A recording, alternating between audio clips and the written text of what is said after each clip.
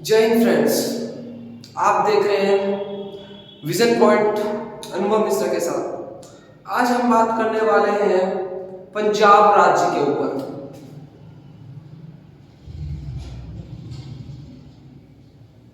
क्यों बात करने वाले हैं? क्योंकि यहां पे आपका खालिस्तान जो कि खालसा शब्द से निकला हुआ खालिस्तान शब्द है। इस खालिस्तान का एक देश के रूप में मांग किया जा रहा है कुछ चुनिंदा लोगों के साथ, जो कि बहुत ही शर्म की बात है भारत देश के लिए। क्योंकि हमें छठी से लेकर बचपन से जब तक हम पढ़ाई खत्म ना कर ले, हमें पढ़ाया जाता है कि हमें फंडामेंटल राइट्स मिले हैं, जो कि 6 राइट्स हैं। और उनमें से आपका राइट टू फ्रीडम, जो कि आर्टिकल 19, इसका फायदा उठा करके यहाँ पे ये सब मांग किया जा रहा है। और मैं आपको बता दूं, ये आधा अधूरा नॉलेज के कारण होता है। क्योंकि लोग बात पे नॉलेज पूरा होता नहीं है और निकल पड़ते हैं कुछ से कुछ भोगने के लिए। ठीक उसी प्रकार खालिस्तान की जो मांग चल रहा है पंजाब में, बहुत शर्म की बात है। क्योंकि आपका वहां पे आम आदमी पार्टी का शासन चल रहा है। और मैं आपको बता दूं, आर्टिकल या आप कॉन्स्टिट्यूशन के बारे में थोड़ा बहुत नॉलेज रखते हैं तो आपको ये भी पता होगा, कुछ काम सेंट्रल गवर्नमेंट के हाथ में होता है तो कुछ काम स्टेट गवर्नमेंट के पास। जैसे कि अगर किसी पड़ोसी देश से लड़ाई हो जाता है तो स्टेट गवर्नमेंट उसको नहीं निपटाएगा, बजाय उसको सेंट्रल गवर्नमेंट निपटाने की कोशिश करेगा, सुलझाने की कोशिश करेगा। ठीक उसी प्रकार अगर देश के अंदर किसी राज्य में कोई दंगा या फसाद होता है तो वो स्टेट की प्रॉब्लम होती है, और स्टेट में लॉ एंड ऑर्डर कायम रखने के लिए स्टेट की जिम्मेदारी होता है। ठीक उसी प्रकार वहां पे पुलिस वाला, जो पुलिस का काम आता है, वो आपका शेड्यूल 7 में ये कहा दिया गया है कि पुलिस स्टेट के अंदर आएगा। तो क्या कर रही है पुलिस, जो कि पंजाब राज्य के अंदर इतने भयंकर हादसाएं हो रही है, खालिस्तान की मांग चल रही है और पुलिस चुपचाप बैठी है। जहां तक मुझे न्यूज और हर जगह से कवरेज मिली, वहां पे आपका 600 पुलिस कर्मी थे और आपका 1000 से लेकर 1500 लोग क्यों थे, सिख समुदाय के थे, जो कि खालिस्तान की मांग कर रही थी। तो सोचिए, क्या पुलिस इतनी निकम्मी है कि वो 1500 लोगों को नहीं रोक पाई? और हमारे देश की पुलिस का एक बात बता दूं, एक पुलिस वाला 400 लोगों पे भारी हो सकता है, लेकिन यहाँ पे 600 पुलिस वाला 1500 पे कुछ भी नहीं। जब मैं वीडियो देख रहा था, मैं अपने आप पे बेकाबू हो रहा था कि कैसे ये हो सकता है भारत जैसे देश में ऐसे अलगाववादी विचार के लोग कैसे पनप सकते हैं। पुलिस क्या कर रही है, शासन क्या कर रही है? और पहली बात बता दूं, पुलिस काम करना चाहती है अपनी ईमानदारी से। 100 में से 90 पुलिस अगर चोर है तो 10 पुलिस जो है ईमानदार है। उन 10 पुलिस वालों को जो काम करना चाहते हैं ये गद्दार पॉलिटिशियन नहीं करने देते हैं। क्योंकि जब लॉ एंड ऑर्डर की बारी आती है तो ऊपर से कॉल आ जाता है कि आप कुछ नहीं करोगे, बस चुपचाप देखो। क्योंकि इनको तो सत्ता का रोटी सेकना है ना। इसलिए मैं ये वीडियो बनाने का मेरा पर्पस ये है कि आप सब जागोगे, जनता जागेगी तभी देश का भला होगा। हमें बचपन से पढ़ाया जाता है कि हमें आर्टिकल मिला है। हमें किस चीज का आर्टिकल मिला है? हमें मिला है फ्रीडम ऑफ स्पीच का। हम कुछ भी बोल सकते हैं। लेकिन मुझे एक बात बताइए, एक एग्जाम्पल के तौर पे, ये एक होम है। क्या है? होम है। इसमें अब फैमिली रहती है। क्या रहती है? फैमिली। इसका जो हेड होता है आपका, इसका हेड होता है डैड। हमारे डैड होते हैं हेड, वो कमा के लाते हैं तो वो हेड होते हैं। तो अगर कोई डैड मान लीजिए वो शराब पी के आते हैं और फैमिली में बदतमीजी करते हैं, मम्मी को मारते हैं, बच्चे को मारते हैं, तो क्या आप उनको गोली मार दोगे या क्या उनको गाली दोगे? नहीं। अगर आप समझदार हुए, पढ़े लिखे इंसान हुए तो आप ऐसा कुछ नहीं करोगे। उनका नशा उतरेगा, सुबह उनसे अच्छे से बात करोगे, पापा से बात करोगे, समझाने की कोशिश करोगे, पिताश्री आप ऐसे ऐसे हरकतें करते हैं, किसी को अच्छा नहीं लगता, मोहल्ले में हमारा नाम बदनाम हो रहा है, आप ऐसा कृपया करके ना करें। समझाने से जितना बैठ करके बात सुलझती है उतना आपका लड़ाई झगड़े से बात ना उलझती है। इसीलिए ठीक जिस प्रकार से आप पापा से अच्छे से प्यार से बात करें, उसी प्रकार हमारे भारत के जो हमारे इंडिया कंट्री है इसका हेड है, कौन है हेड अभी? पीएम। कौन है? पीएम। हाँ आप बोलेंगे प्रेसिडेंट होता है पहले नंबर पे, हाँ मुझे पता है, लेकिन वो मुंह दिखाई के लिए होते हैं सिर्फ प्रेसिडेंट। एक्चुअली में काम आपका पीएम ही करता है सारे काम।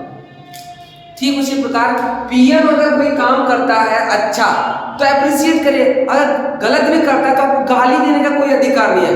गलत कर रहा है तो आपको कॉन्स्टिट्यूशन के अकॉर्डिंग आपको इतना पावर दिया गया है, आरटीआई दिया गया है आपको, आरटीआई राइट टू इंफॉर्मेशन 2005 दिया गया है आपको, जिसके तहत आप प्रधानमंत्री तक से सवाल का जवाब मांग सकते हैं। लेकिन गाली देने का अधिकार नहीं है कि हम गाली दें, सरकारी संपत्ति का नुकसान करें, ये सब हमें कोई अधिकार नहीं देता है कॉन्स्टिट्यूशन।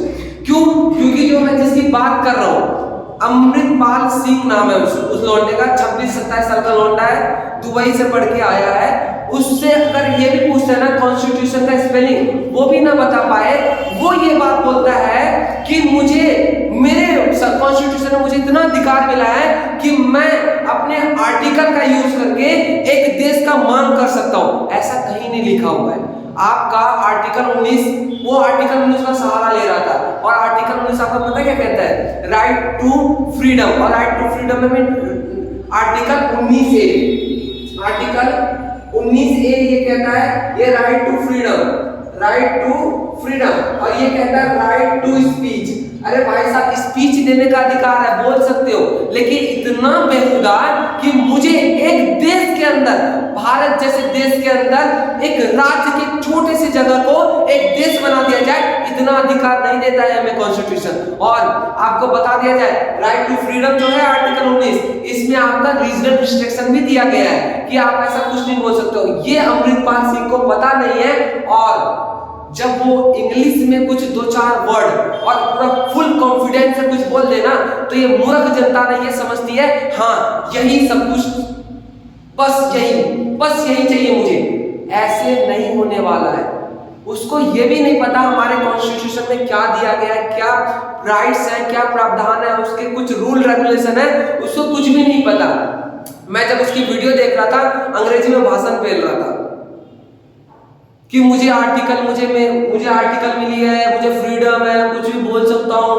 अब भाई एक पुलिस, एक जिसको पुलिस ने गिरफ्तार किया था पंजाब में, उसको छुड़ाने के लिए, जब मैं वीडियो देख रहा था, उसको छुड़ाने के लिए 1500 से 2000 लोग गए थे सिख समुदाय के, गुरु ग्रंथ साहिब की किताब लेके एक पालकी में। बताओ, धर्म की सहारा लेके लड़ाई करने जा रहे हैं। बताओ, ये हमें सीख दे रही है, हमें पढ़ाई लिखाई ये बता रही है। अगर हम पढ़े लिखे रियल में होते हैं और समझदार होते तो ऐसा कुछ नहीं करते हम।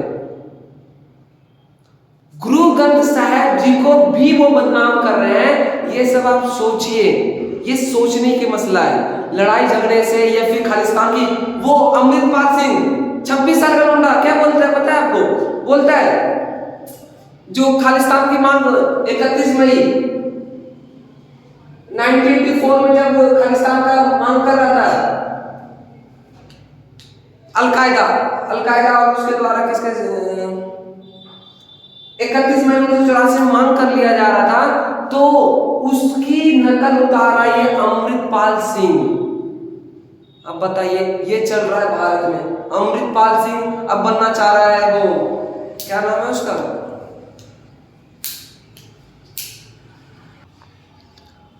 अब थोड़ी बात कर लें पॉलिटिकल पार्टी की। ये जो भाई मैं एक बात बता दूं आप सबको, जनता अगर देख रही, जनता जनार्दन होती है, राजा से भी बढ़कर जनता होती है। तो मैं आपको बता दूं, ये पॉलिटिक्स की रोटी सेकने वाली जो फ्रीबीज करके हमें लूटा जा रहा है भारत को, बात को समझने की कोशिश करिए। ये सब बाद में मिल जाएगा, फ्री राशन फ्री, बिजली फ्री, पानी फ्री, ये सब मिल जाएगा। लेकिन अगर भारत देश ही नहीं रहेगा तो ये फ्री लेके क्या करेंगे आप? कुछ कर पाएंगे? घंटा कुछ नहीं उखाड़ पाएंगे। अगर भारत का टुकड़ा हो जाता है, बताओ, भारत के पाकिस्तान का केंद्र बिंदु है, दिल्ली के बगल में राज्य, अगर वही दो टुकड़े बढ़ जाए, एक देश बन जाए तो अच्छा लगेगा? यही मैं आम आदमी डायरेक्ट बोल रहा हूँ, केजरीवाल को बोल रहा हूँ डायरेक्ट। अगर यहाँ पे दिल्ली में कुछ होता है तो मतलब राज्यपाल कराता है, गवर्नर कराता है, और अगर उसके राज्य में जो कि पुलिस शासन व्यवस्था पूरा उसके कंट्रोल में है, अगर एक बार उसको दे दिया जाता परमिशन, तो उस 1500-2000 लोगों की कोई औकात नहीं थी 600 पुलिस के सामने। लेकिन पुलिसकर्मी को फोन करके बोल दिया गया, और आप बोलेंगे आपको कैसे पता? अरे भाई साहब यही हो रहा है। नहीं तो आप वीडियो देखिए, वीडियो में कितनी गंदी पूरी तरह से पुलिसकर्मी पीछे हट रही है, और आपका चंद सिख लोग जो कि अमृतपाल जैसे कुछ चुनिंदे आतंकवादी भारत को तोड़ने की बात करे, और एक पुलिसकर्मी जो कि देशभक्ति का चोला पहनती है अपने वर्दी, उनके सामने ऐसी बात करे तो कोई तो बात होगी ना। क्योंकि ऐसे पुलिस वाले तो मैंने नहीं देखे अपने लाइफ में, क्योंकि ये पुलिस वाले वो पुलिस वाले हैं जो कि अपने पैरों पे खुद ही कुल्हाड़ी नहीं मार रहे हैं, उनके पास कुल्हाड़ी है सामने वाले को मारने के लिए। लेकिन जो पॉलिटिक्स वाले हैं ना, राजनेता, खास करके केजरीवाल जैसे लोग, गद्दार भारत के, वो फ्रीबीज का सुझाव देके, लालच देके जनता को अपने पास ला रही है, वोट मांग रही है और देश को लूट रही है। एक तरफ तो हम चाहते हैं कि भारत अमेरिका के जैसे पावरफुल कंट्री बने, दूसरी तरफ दूसरे हाथ से हम द्रौपदी के जैसे उसका चिरण कर रहे हैं। केजरीवाल पे जब वो कांग्रेस का चुन्नी जब वहां पे मुख्यमंत्री था पंजाब का, उसने बोला था कि केजरीवाल बाहर से उनको आता है फंडिंग, आतंकवादी से, अलकायदा से आता है फंडिंग, और उसी फंडिंग से ये केजरीवाल स्कूल शुरू बनाता है। तो केजरीवाल पता है क्या बोला था? हाँ, मैं केजरीवाल आतंकवादी हूँ, गुड टेररिस्ट हूँ, अच्छा आतंकवादी हूँ, जो कि उनसे पैसा लेके मैंने मोहल्ला क्लिनिक बनवाया। अरे भाई कितने मोहल्ला क्लिनिक है? मैं दिल्ली के देवली में, कानपुर में, साकेत में रहता हूँ। एक बार दिखा दो कितने मोहल्ला क्लिनिक है, और मोहल्ला क्लिनिक है भी तो कितने यूजफुल है। एक दवाई लेने जाओ ना 10 दिन लगता है, 10 दिन तो चक्कर लगाता है। ये मोहल्ला क्लिनिक है, और बोलते हैं स्कूल मैंने बनवाया। कौन सा स्कूल बनवाया भाई? मुझे ये बताना। बिल्डिंग खड़ा करने से अगर कोई पढ़ाई कर ले तो मैं बोलता हूँ, मैं बेड लगवा देता हूँ, एसी लगवा देता हूँ, कूलर लगवा देता हूँ, जो चीज मांगते हो मैं सोफा लगवा देता हूँ स्कूल में, अगर बच्चा पढ़ ले तो। भाई ये सब से कुछ नहीं होने वाला है। पढ़ाई जो होता है ना, क्वालिटी टीचर के साथ होता है। जिस प्रकार से मैं अगर ये टी शर्ट पहना हूं, इस टी शर्ट को बनाने के लिए मशीन का यूज किया जाता है, और मशीन अगर धागा खराब देगा तो ये टी शर्ट खराब हो जाएगा, अच्छी तरह से नहीं सिलेगा। ठीक उसी प्रकार से मेरा मानना है, जो टीचर है स्कूल का, वो टीचर आपका मशीन है। क्या है? मशीन, जो कि किस चीज का प्रोडक्शन करती है? प्रोडक्शन करती है वो स्टूडेंट की, किसकी? स्टूडेंट का। और वो स्टूडेंट कौन है? ये टी शर्ट मान लीजिए। क्या है? T shirt. अरे भाई साहब मुझे बताओ, जब मशीन ही खराब है, मशीन में ही कुछ पंगा है, तो प्रोडक्शन जो टी शर्ट होगी वो कैसे अच्छा हो सकता है? मैं चैलेंज करता हूँ केजरीवाल और मनीष सिसोदिया जो अपना आपको शिक्षा मंत्री बोलता है ना, चैलेंज करता हूँ, आइए दिल्ली में, देवली में, कानपुर में, संगम विहार में, और यहाँ पे जितने भी टीचर हैं, मान लीजिए एक स्कूल में 100 टीचर है, 85 टीचर है, 50 में से सबका टेस्ट लीजिए, सिर्फ 10वीं लेवल तक का टेस्ट लीजिए, 50 में से ना 5 या 2 ही पास हो पाएंगे उसमें, और बाकी सब नल्ले हैं आपकी तरह। केजरीवाल समझिए जनता, ये आपके लिए मैं इतना कड़ा शब्द बोल रहा हूं, बाकी मेरा ऐसा कुछ इरादा नहीं है बोलने का, इनको गाली देने का मतलब नहीं है। लोग बार बोलते हैं कि बीजेपी अच्छा, मोदी अच्छा कर रहा है, मोदी अच्छा है, राहुल गांधी खराब है। अरे भाई मैं भी ये बोल रहा हूं कि अगर राहुल गांधी भी अच्छा काम करे ना तो मैं उसको भी अप्रिशिएट करूंगा, मोदी भी काम अच्छा कर रहा है उसको भी अप्रिशिएट करूंगा। भाई जो अच्छा काम करेगा जनता के लिए उसको ही अप्रिशिएट मिलेगा, उसको किसी और को नहीं मिलेगा। और ये जो रोटी सेक रहे ना पॉलिटिक्स गंदा खेल के केजरीवाल अपने आप को समझता है इंजीनियर हूं मैं। कितने इंजीनियर स्कूल बनाए भाई मेरे दिल्ली में? मुझे बताना है हमारी कितने इंजीनियर हैं? कितने इंजीनियर को आप नौकरी दिए दिल्ली? मुझे ये बताइए थोड़ा। स्कूल में बिल्डिंग बना दिया, बिल्डिंग में मैं भी सरकारी स्कूल से पढ़ा हूं, और आप बोलोगे इतना अच्छा भाषण तो दे रहा है, बता तो रहा है वीडियो। अरे भाई साहब, स्कूल में नहीं हुआ पढ़ाई, मैंने खुद ने रिसर्च किया, तब ने अच्छे से पढ़ाई किया। वहां के टीचर को मैं देखता था कितने पढ़े लिखे थे वो। एक सवाल पूछ दो तो 50 शाबाशी देते। अरे ये बच्चा अच्छा है जो कि मुझे इतना अच्छा सवाल पूछा कि मुझे नहीं आ रहा है, फिर अगले दिन यूट्यूब से देख के आता था, वो बताता था। ऐसे टीचर भरे पड़े हैं आपके स्कूल में, सरकारी स्कूल में। तो भाई मैं इतना कहूंगा, एजुकेशन सिस्टम पे ध्यान दो। एजुकेशन सिस्टम ठीक हो गया तो सब कुछ ठीक होगा। और ये अमृतपाल जैसे जो लोग ये खालिस्तान की मांग कर रही है ना, ऐसे लोग भी नहीं पैदा होंगे अगर पॉलिटिक्स पावर सही यूज किया जाए तो। ये जो नायक मूवी है ना, देखने के लिए नहीं है, ये अपने अंदर कुछ ज्ञान लेने के लिए, बस देख के भाषण पेलने के लिए नहीं होता जनता के पास, काम करने के लिए भी होता है। तो काम भी किया जाना चाहिए। केजरीवाल, मैं आपसे यही अनुरोध करूंगा, ये शराब घोटाला, ये घोटाला, वो घोटाला होते रहेगा, बात की बात है। बस आप पहले देश पे ध्यान दीजिए भाई। जब आप इतने बड़े पद पे बैठे हैं, सीएम है एक सेंट्रल के, भारत की राजधानी के आप सीएम हैं, और आप ही ऐसे नीच हरकत करेंगे तो सोचिए। नहीं तो आप ही बताइए भाई साहब, अगर ये पंजाब में खालिस्तान की बात उठ रही है तो वहां पे पुलिस का जो पावर है वो स्टेट गवर्नमेंट के पास है ना, राज्य सूची के अंदर आता है पुलिस। अब पुलिस को पावर कौन देगा? आप ही देंगे। और आप ही मना कर रहे हैं कि नहीं, जो हो रहा है होने दो, कोई बात नहीं। और वो जो कौन बना है आम आदमी की तरफ से जो सीएम है पंजाब में, वो बोलता है ना जी इधर तो कुछ ना हुआ जी, इधर तो सब चंगा है जी। चंगा है साले, क्या दिख रहा है टीवी पे, क्या चल रहा है? मैं बना रहा हूँ, एडिट करके शूट कर रहा हूँ वीडियो। अरे ऐसे को ना मैन पार्ट काट देना चाहिए और हाथ में लटका देना चाहिए, ऐसे दिखाना चाहिए, और तरफ तरफ के मरने के लिए छोड़ देना चाहिए। खास करके ये केजरीवाल, मनीष सिसोदिया, ये सब, इन सबको तो खास करके ऐसे ही सजा देना चाहिए, नपुंसक बना के छोड़ दो।